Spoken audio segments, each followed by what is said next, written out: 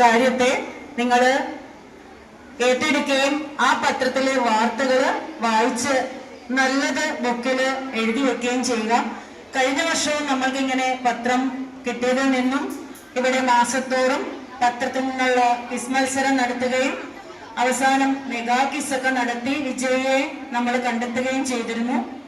അത് ഈ വർഷവും തുടരുന്നതായിരിക്കും. ഇന്നലെ തുറന്ന പുസ്തകം ഇന്നലെ വൈകുന്നേരം തന്നെ മടക്കിയിട്ടുണ്ടാവും എന്ന് വിശ്വസിക്കുന്നു. അങ്ങനെയാണ് സംഭവിക്കുക. ഓരോ ദിനങ്ങൾ വരുമ്പോൾ മാത്രമാണ് നമ്മൾ ഓരോന്നും കയ്യിലെടുക്കുക. എന്നാൽ നമ്മൾ ഇന്ന് മുന്നോട്ട് പോയിക്കൊണ്ടിരിക്കുന്ന സാഹചര്യത്തിൽ വായനയും പഠനവും ഇതിനെക്കുറിച്ചുള്ള കൃത്യമായ ഒരു അവലോകനവും നമ്മൾ നടത്തേണ്ടതുണ്ട്.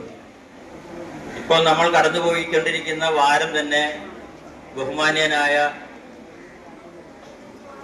PM പണിക്കരുടെ സ്മരണ പുതുക്കിക്കൊണ്ടുള്ള ഒരു വാരത്തിലൂടെയാണ് നാം കടന്നുപോയിക്കൊണ്ടിരിക്കുന്നത്. പത്രവായന ശീലമാക്കുവാനും നാട്ടുകാർക്ക് അത് ലഭിക്കുന്നതിന് വേണ്ടി ആലപ്പുഴയിൽ നിന്ന് വളരെ ത്യാഗം സഹിച്ച് കോട്ടയം ജില്ലയിൽ പോയി അവിടെ നിന്ന് പത്രം വാങ്ങിക്കൊണ്ടുവന്ന് നാട്ടിലെ ലൈബ്രറിയിൽ വായനയ്ക്ക് വേണ്ടി വെച്ച് അങ്ങനെ ഒരുപാട് ത്യാഗങ്ങൾ സഹിച്ച ഒരു മഹാനായിരുന്നു. പത്രങ്ങളൊന്നും ഇല്ലാത്ത കാലത്തെ കുഞ്ഞുങ്ങൾ രാവിലെ ഇന്ന് പത്രം വായിക്കാണ് ഓടുകയാണ്. എന്താണ് ഞാൻ പലപ്പോഴും അത്ഭുതപ്പെട്ടിട്ടുണ്ട്. ഞങ്ങൾ ഓടിയിട്ടുണ്ട്. എന്താണ് കാര്യം? രക്ഷത്താൽ ചോദിക്കുക അച്ഛാ ഇന്ന് സ്കൂൾ അവധിയാണോ എന്ന് അറിയാനാണ്.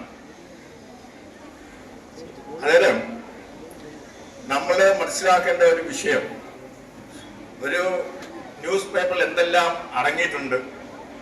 ലോക വാർത്തകൾ, രാജ്യത്തെ സംബന്ധിച്ച് പ്രാദേശിക വാർത്തകൾ, സ്പോർട്സ്, വിദ്യാഭ്യാസം, ധനകാര്യം, പിന്നെ ചരമ പേജ്, ഇതുപോലെ കുറെ അധികം കെട്ടും മട്ടിലും ഒക്കെ ചില അടുക്കുണ്ട്.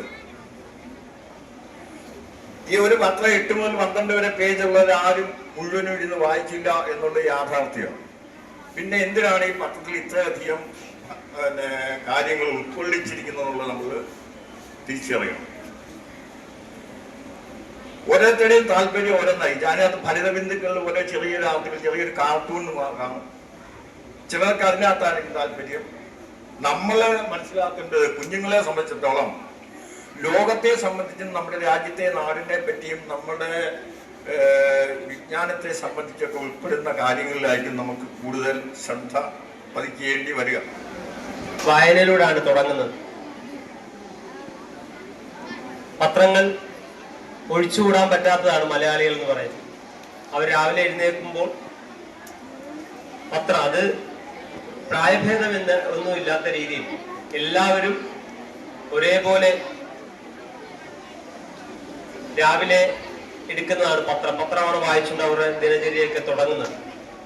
അതിന്റെ ഭാഗമായിട്ട് സ്കൂളുകളിൽ നേരത്തെ പുസ്തകങ്ങളൊക്കെ നമ്മൾ തേടിപ്പിടിച്ചു പോകുന്ന സ്ഥിതിവിശേഷം ഉണ്ടായിരുന്നു.